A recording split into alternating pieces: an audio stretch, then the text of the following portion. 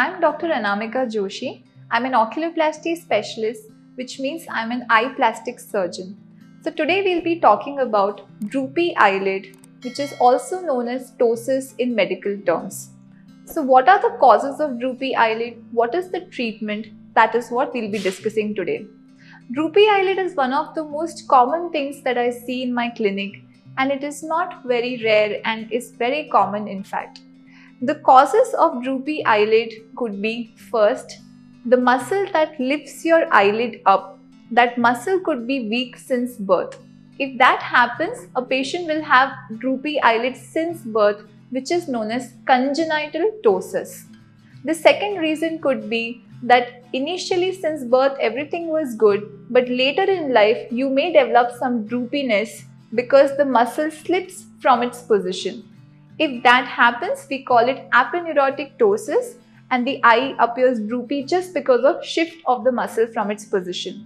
There are some other rare causes or less common causes, like the nerve supply to the muscle can get affected, which is known as neurogenic ptosis, or the muscle can become weak because of attack of some antibodies, which happens as myasthenia gravis. But these are relatively less common conditions, and often the patients that I see are either having droopy eyelids since birth, congenital ptosis, or they develop slippage of the muscle causing droopy eyelid.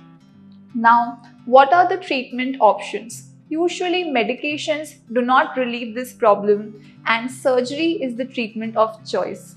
Based on what is your muscle action, that is, when the doctor is examining you, they will see how much your muscle moves, they'll measure how much is the muscle action, and based on that, which surgery is the best for you is recommended. If the muscle action is very poor, if it is less than 4 mm, usually we prefer a surgery called as frontalis sling operation. In this surgery, because this muscle is very poor, we take the help of a forehead muscle. We attach a sling material between this muscle and the eyelid, and that helps to lift the eyelid up. This surgery, the sling material is the choice, depends on the surgeon and the age of the patient and different things. Now, if your muscle action is good, that means you don't need the support of any other muscle, then what we do is, this original muscle itself, we tighten it up through a small incision taken here. Now this incision gets hidden under the eye fold and you get a very natural result. So often for layman terms we call it a natural surgery. So there is one sling surgery and there is one natural levator resection surgery. Apart from that, there are one or two other surgeries based on how your muscle is behaving. Now these surgeries are usually just a 1 hour procedure, after which we send the patients home. There will be swelling there because of the surgery for 2 weeks, and usually after 2 weeks we see the result.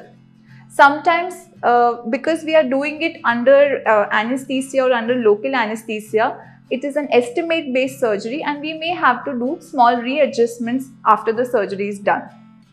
What are the reasons for which the patients get surgery done is usually for cosmetic blemish. However, in some patients, if the vision is also affected, that is another reason why this surgery has to be done. There are no risks to the vision. This is a common question that I get asked, that will something happen to the vision if they do this? So answer is no. Your vision will not get affected because it's an eyelid surgery and we don't touch the eye at all.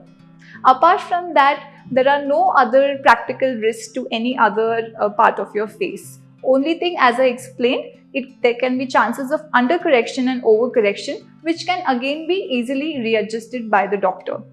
All this, there are some finer nuances. All these details have to be patient particularized, like patient specialized, based on how much is your muscle action, what is your type of ptosis, why did you have droopy eyelid, and then your oculoplasty surgeon can tell you all the finer details about how your eye will look post-surgery. So if you have droopy eyelid, you must visit an oculoplasty surgeon and see what are the treatment options for you and how are the expected results.